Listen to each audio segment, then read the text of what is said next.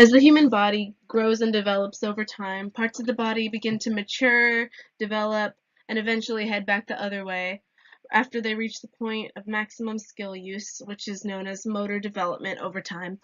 This is critical to ensuring a functioning body and an individual continuing in the daily processes that are essential to continue on in their lifestyle.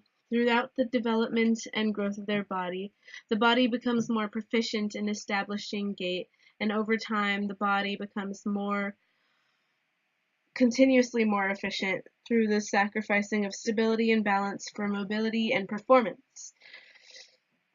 The human body is magnificent in design, and its capabilities drastically change in progress from an individual who can barely stand on his or her own feet into someone who is able to do stunts, tricks at most, or even just maintain adequate motor skills throughout their life. They develop in an individual, and every single person has the ability to be used for a greater purpose that's beyond themselves. So there are three main theories that describe the process that leads to motor development in the real world. Those include the maturational perspective, the information processing perspective, and the ecological perspective. So each of these would describe what the toddler is doing in the video differently. In the maturational perspective, it basically says that over time, an individual learns different motor development skills as they progress through them. So they reach like a milestone, so to say. And in this case, if the video were being described through this perspective, the child would be described as obtaining certain skills, such as eventually over time to be obtaining a narrower stance and hopefully soon lowering his hands. He still is a bit unstable when he walks, but overall he's able to stand up on both of his feet, which is an advancement from when he was an infant. In the information processing perspective, it basically describes how basically people are like, technically it says that people are like computers, where the individual would react to stimuli around it, and circumstances outside of the individual would define how the individual reacts and how the individual develops over time. In this theory, they did a bunch of tests on adults, and then afterward did some on youth and older adults to compare those and see how like the different reactions occur between the different age groups. If the video were described through this perspective, the child will be described as interacting with the ball and the humans around it, and this theory would say that the human and the balls are affecting the child's ability to decide what it wants to use for motor development, like how it wants to walk, what direction it wants to go, and its abilities over time will develop through that. For the ecological perspective, it stresses the relationship between an individual and a variety of different internal and external constraints, and that it's not just what goes on around an individual, unlike the information processing perspective, but it's also the internal thoughts and decisions of the human being. And this perspective would say that the child is affected by his ability to want the ball. Like that's a constraint. Whether how motivated he is to obtain the ball determines what he's willing to do to get there, and as well as the toy and stuff like that. So in early childhood, children are basically beginning to learn the principles of motion and stability. They're discovering how their body reacts to certain movements when it comes to gravity or stepping, walking, reaching, touching. They're learning about the world. They're learning about the world around them during this time. So in early childhood, they are discovering that they can move certain stuff and they can't move other stuff. So when it comes to their strength and abilities, they know well, not necessarily know, but they attempt to see what they are capable of doing.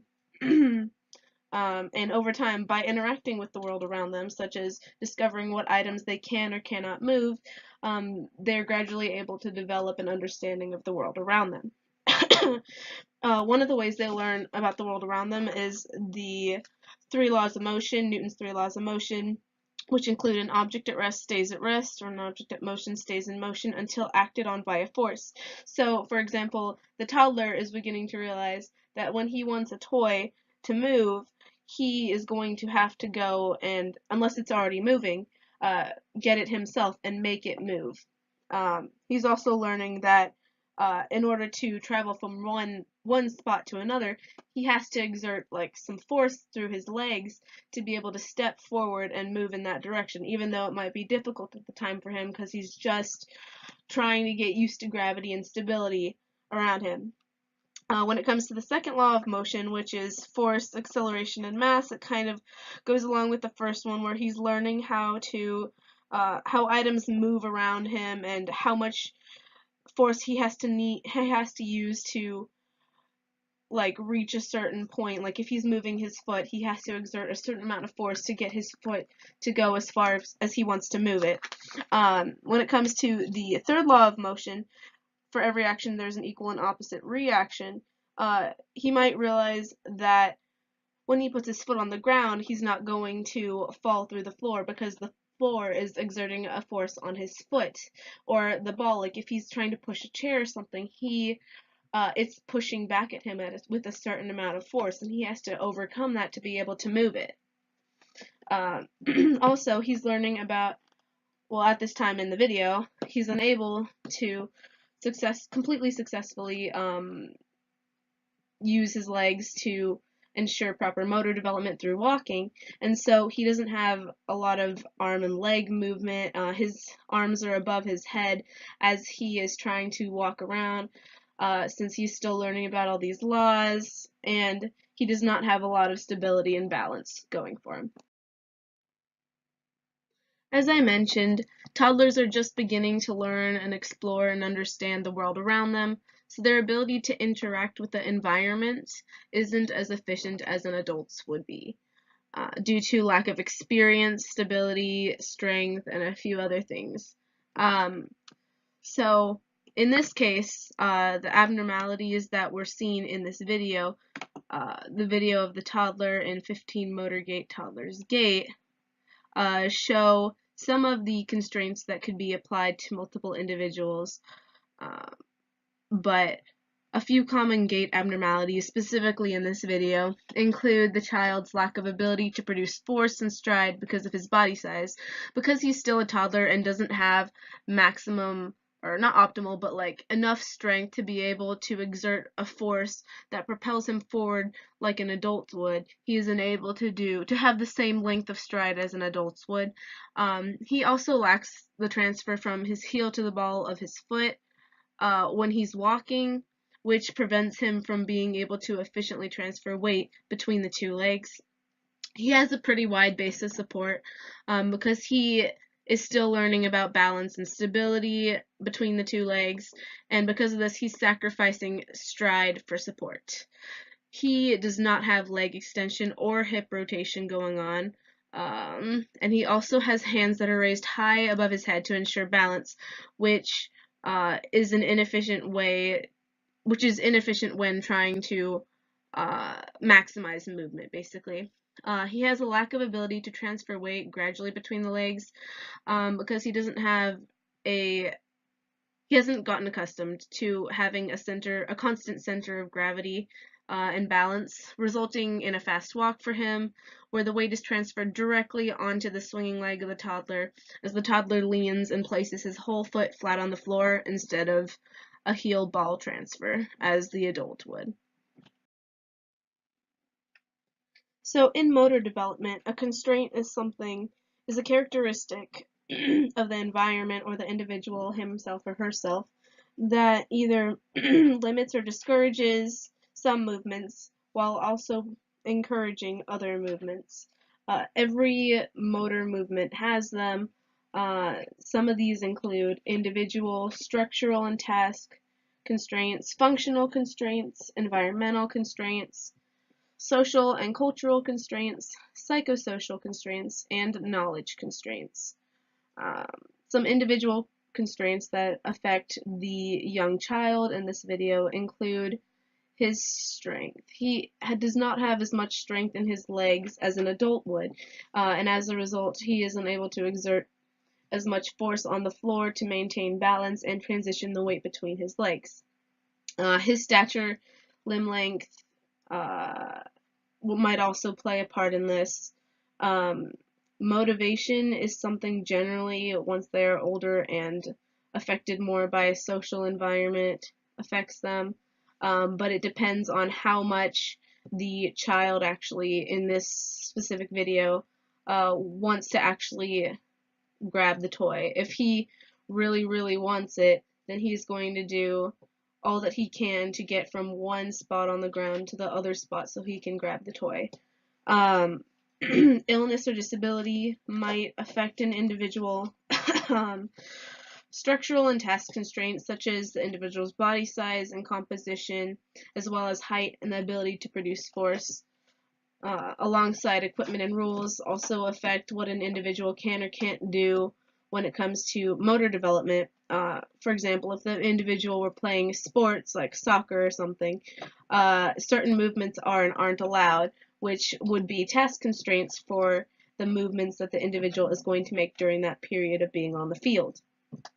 When it comes to body size and mass and composition, the child in the video is influenced by his mass and weight, and as a result, he is being pulled toward the ground by gravity, and so he has to exert a force onto the floor to be able to resist it and to be able to lift his own weight off of the floor with just his legs, which is a constraint for him. So another functional constraint for him might be his fear of one individual, one caretaker, again, his motivation, his previous experiences with the movement, for example, running and walking. He definitely hasn't had experiences with running yet, but when it comes to walking, he knows how he's supposed to be using his legs to switch one leg, weight from one leg onto the other, which he has learned through experiences. And his focus also plays a part in his ability to maintain his posture and maintain his walking and speed toward the toy that he wants to grab. An environmental constraint could be something like temperature, light, or even the surface of the floor, like the texture of the floor, and also as well as sociocultural expectations, which I will talk about in a second. The temperature around him might influence what he wants to do, how much he wants to walk, due to exertion of energy. The surface of the floor might deter him, from walking from one area to another because he might be afraid he doesn't have enough grip or traction on the floor to get there. In this case, he is on carpet, I believe, if I remember right. So it's not too big of a deal, and he doesn't have a lot of fear when trying to reach the individual and obtain the toy. Some social and cultural constraints don't really apply for the toddler, as he doesn't necessarily care about what the people are thinking of what he is about to do with his legs or arms. All he knows is he wants the toy.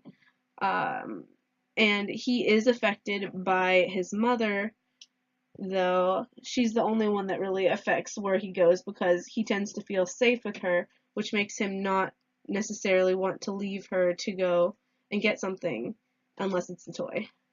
Psychosocial, self-esteem, emotions, and social interactions might determine what movements he wants to do. In this case, with the toddler, he has positive emotions at the moment, which gear him toward wanting to do what he wants to do without considering what other people think.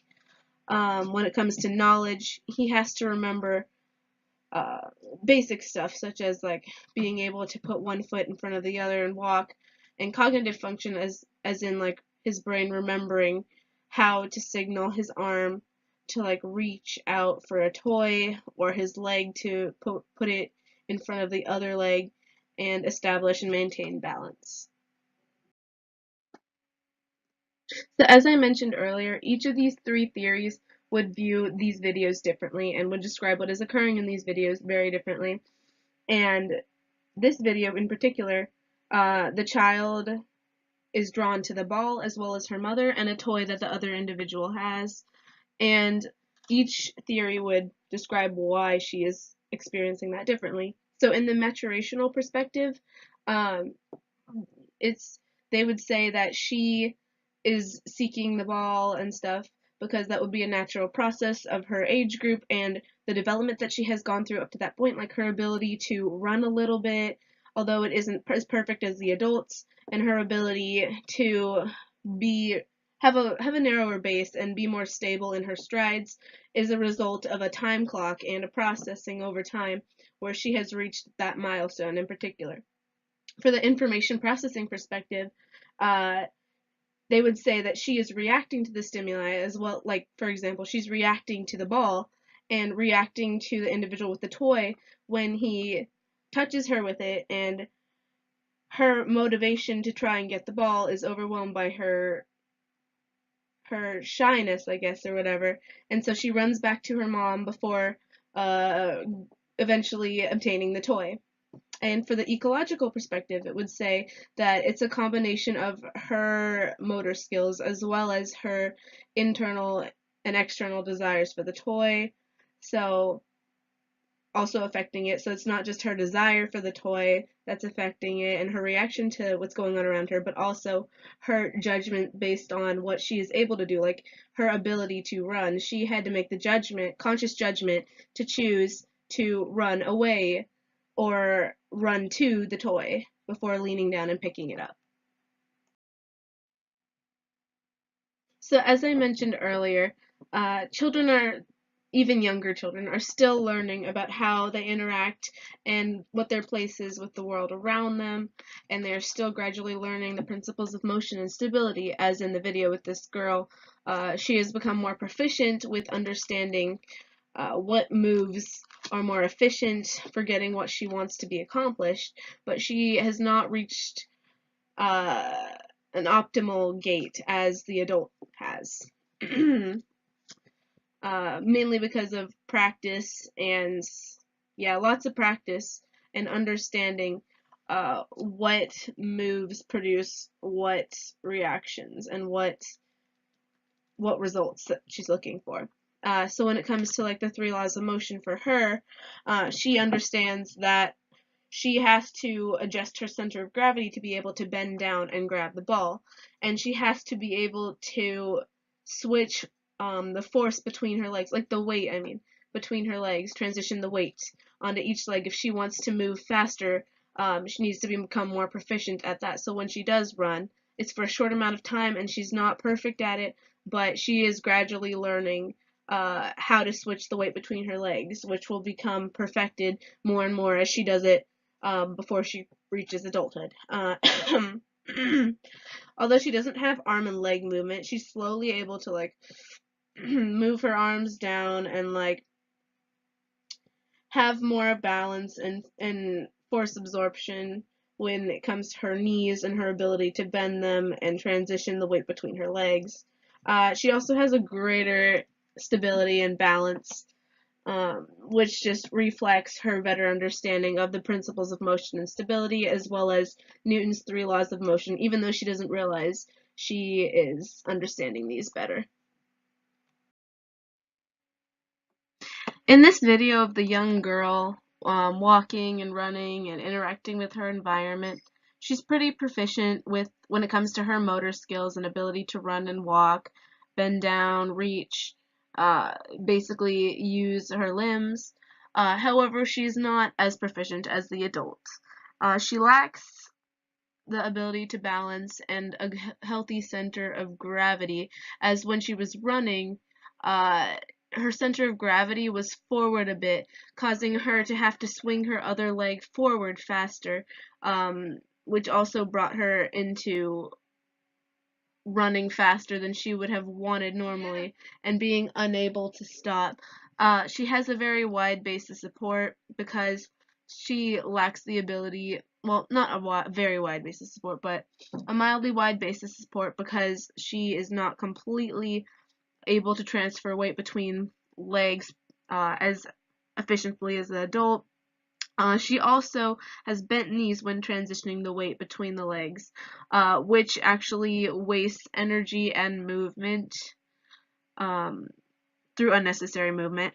She does not fully extend her swinging leg for optimal stride, and although she does have hip rotation, she lacks torso rotation and lifts arms at least to hip level for some time to help obtain some balance.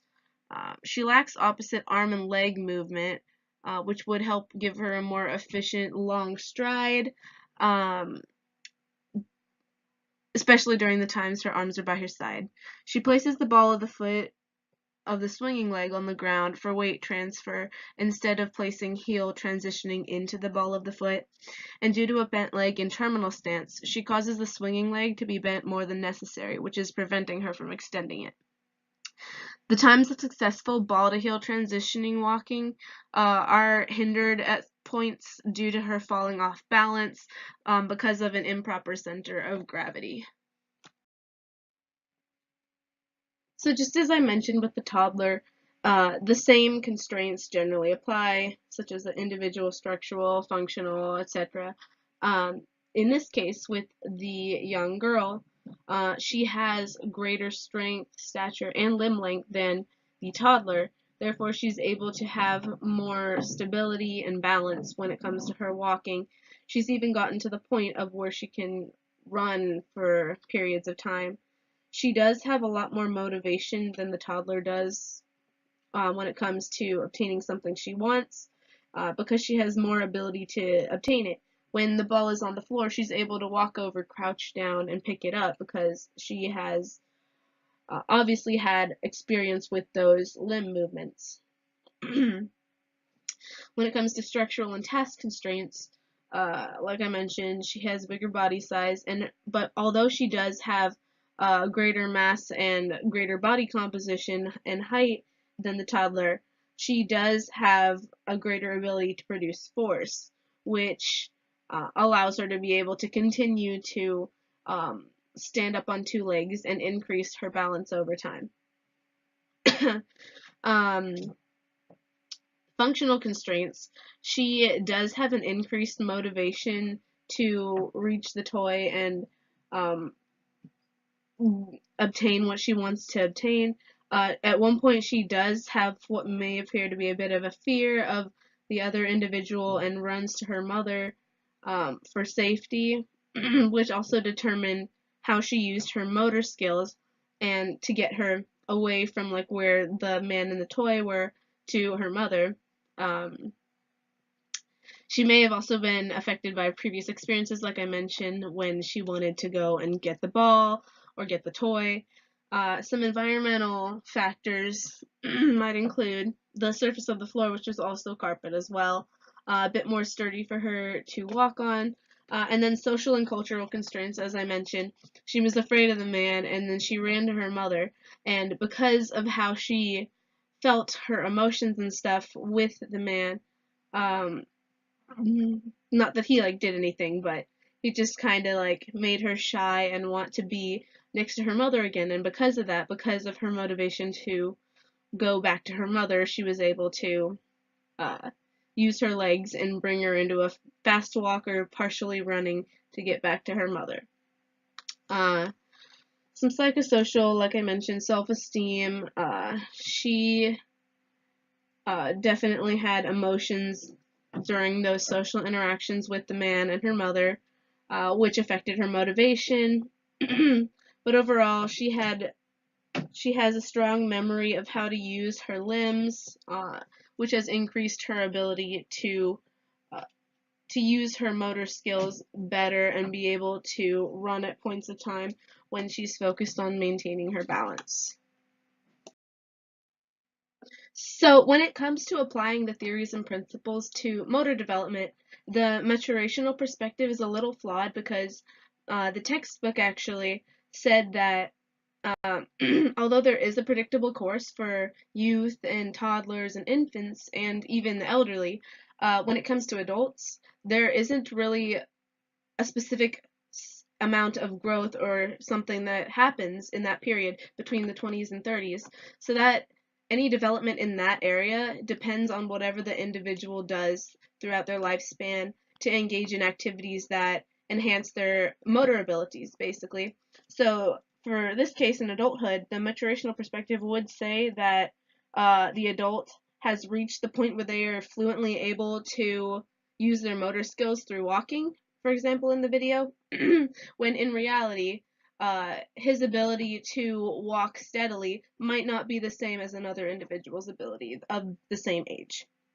In the informational processing perspective, the individual that is walking would be said to be affected by those around him. So anything that he's interacting with, so he's interacting with the floor, and that might affect his stride pattern or his base of support, depending on if the surface is sturdy or whatever, and whatever's going on around him is going to affect him, and that it can be changed based on only what's around him. While the ecological perspective would say that the adult is he has a better skill and adept movement when it comes to his gait because of his ability in, it looks like, swim team or something like that, that he has to he has to engage a lot of his legs and increase strength in there, so has more ability to be able to have a closer stance, have a longer stride, and have more arm and leg hip movement. So this video of the adult definitely shows the peak of adult motor development, at least for this individual. He definitely has a lot of balance and stability going for him. He has a decent stride, and he is bending his legs to get the most out of it, as well as understanding how much weight to put on each leg before transitioning between the legs. He definitely has a pretty strong grasp on the principles of motion and stability. He's definitely become more smooth and efficient with his walking motor skills. And he has a strong grasp on Newton's 3 laws of motion, as he is able to produce the force against the floor that allows him, through his resting leg, to propel his swinging leg forward and transition the weight properly. He's also able to accelerate the speed he wants to, and his arms definitely have opposite arm and leg movement for efficiency, and he is bending his knee at the proper time and not overexerting too much energy in any movement so as to waste energy. He has good force and shock absorption with his feet when he comes to put the heel down of his swinging foot, and then transition the weight onto the ball of his foot. He definitely has stability and balance, as you can see through his narrow stance, and he has definitely grasped that Newton's first law of motion, where an object at rest stays at rest, an object in motion remains in motion until a force is applied on it. So he knows how much force it's going to take to move his swinging leg forward and to place it at the location he wants to put it. This adult has most definitely reached his peak motor skills. He has a proficient walking pattern that doesn't necessarily need to be improved too much. He could improve his torso and hip rotation. He doesn't move his torso as much as he could to extend his leg as further as he could, and have a longer stride pattern to reach wherever he is heading quicker.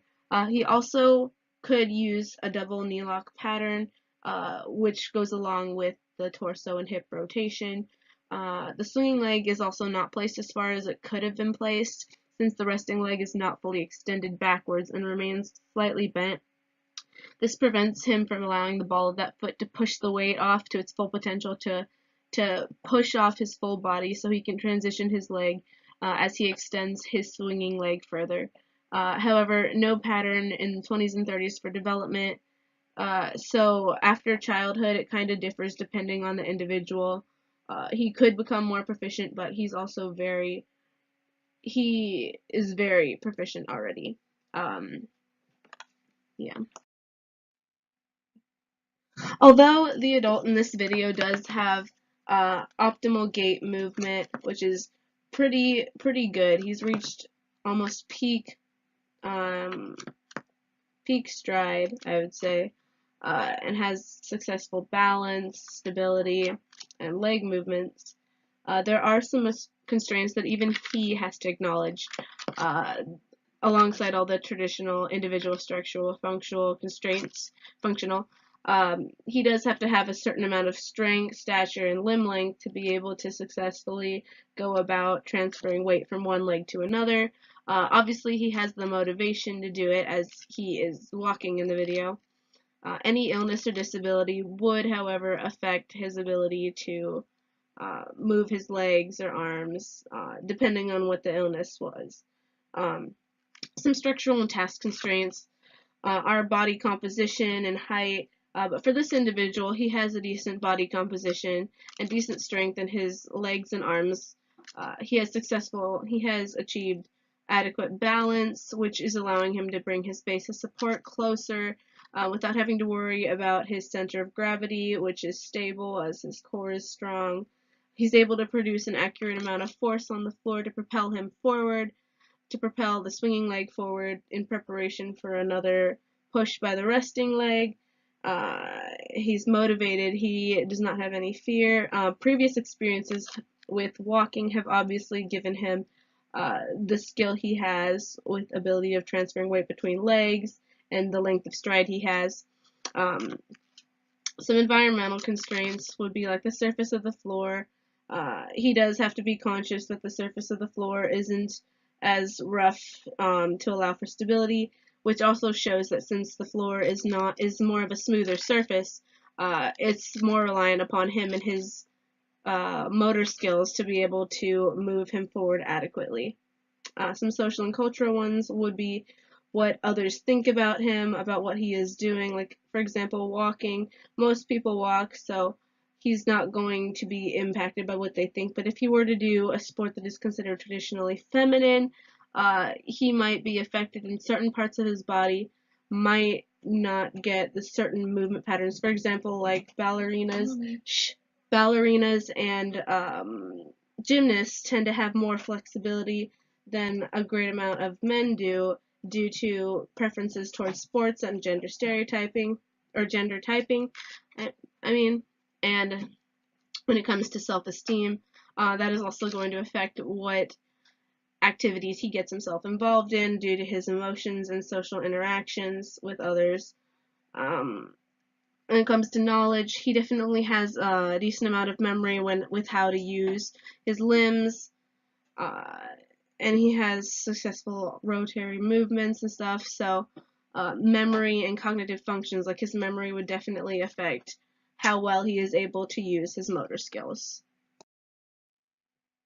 When it comes to older adulthood, I did find quite a few studies that support the maturational perspective, in that the older individuals were predictable when it came to certain factors of decreased motor development due to their abilities. However, it also was greatly affected by their ability and decision to engage in certain movements to ensure that they keep up their motor abilities. When it comes to the informational processing perspective, in the video, the older man is unable to stand or sit easily, and this might be to a lack of desire, might be due to the stimuli around him, as well as the people who are interacting with him, such as the man who was encouraging to actually get up and walk. But when it comes to the ecological perspective, he might not have had a great desire to get up and walk because of some of his physical constraints, such as having difficulty standing or sitting. So he might, it might just be a cycle where he does not want to get up and therefore he doesn't, and therefore he loses a little bit more of his motor ability to even get up and walk in general. Because we live in a fallen world, everything gradually reaches its peak before heading again back the other direction. Older adults, although they have at one time in their life grasped the principles of motion and stability, due to a variety of constraints, um, their ability to continue to practice these principles and to continue to practice healthy motor movements, it decreases because of it. So in the video, his motion and stability, the individual, he does not have a strong body as he probably has in the past, and so because of this, his ability to move his feet forward and press force against the floor to propel him forward is no longer there anymore. Although he still is able to move forward without lifting his hands, unlike the toddler, his ability to balance and remain stable and strong has definitely decreased over time. He no longer has oppositional arm and leg movement and has a great decrease in his stability and balance. Unlike the adult, this older adult really struggles with his gait and his motor abilities. When trying to even get up and sit down, he struggled with balance and strength. I think because he did not have a lot of strength, this was part of the reason why he ended up dragging his feet, had a wider base of support so he wouldn't fall, since he wouldn't have the strength to be able to completely press against the ground with as much force as he would need to prevent that from happening if he were to put his swinging foot as far as the adult did. He had a bit of hand assistance on one of the legs to ensure that it was stable and balanced. His full weight was placed upon the resting leg until the swinging leg was placed ahead, and uh, he did not use ball heel transitioning of his foot. His swinging leg was bent the entire time, while his whole foot placed flat on the ground before transitioning. He didn't have any torso or hip rotation, and he had a lack of balance and stability, and as a resulting of that, lack of stride.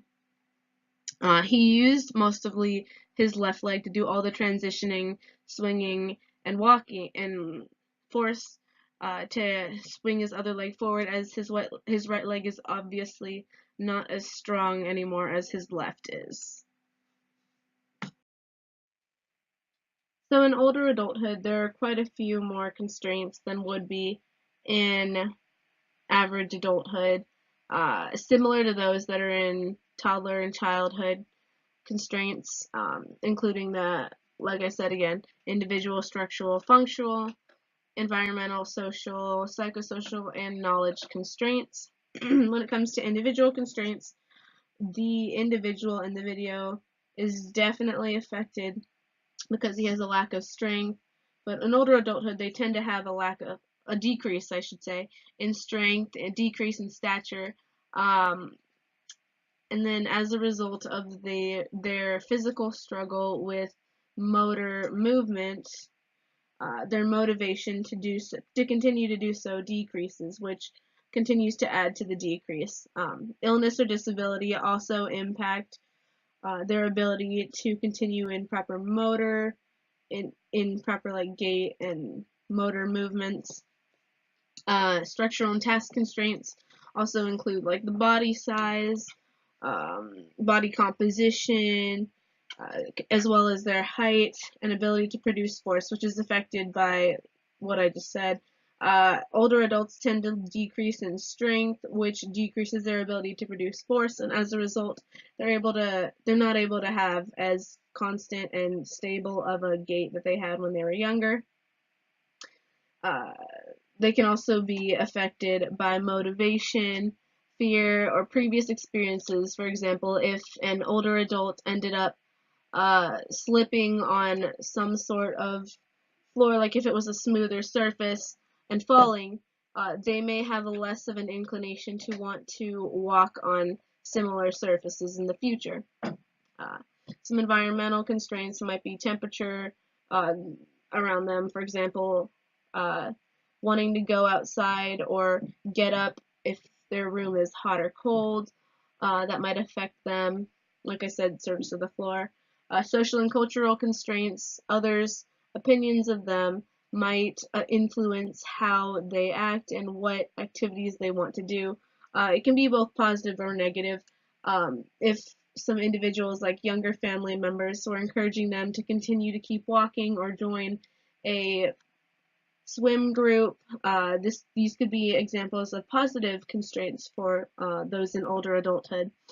Um, when it comes to psychosocial constraints, self-esteem and as well as emotions and social interactions play a large part in the motivation of the individual to want to continue in motor movements that they generally used to do when they were younger, as well as knowledge, which will decrease over time as they get older. Their memory and cognitive functions begin to struggle, uh, and combined with their individual and structural constraints, cause them to want to be less inclined to continue in motor activities that they did when they were younger. It's so easy to take for granted the abilities of the human body. Every human body is capable of amazing things. It's absolutely amazing seeing how far an adult has come in gait ability from a toddler to an adult, and how the body learns, adapts, and overcomes obstacles over time to reach their ultimate full potential and full motor skills. The arms, legs, and hips are able to amazingly work together in unison to maximum efficiency and allow an individual to travel from one location to another, in other words known as walking. The human body is a spectacular creation, and every part of it works together to make up the whole entire being, building it up toward optimal use so that it can do what it was meant to do.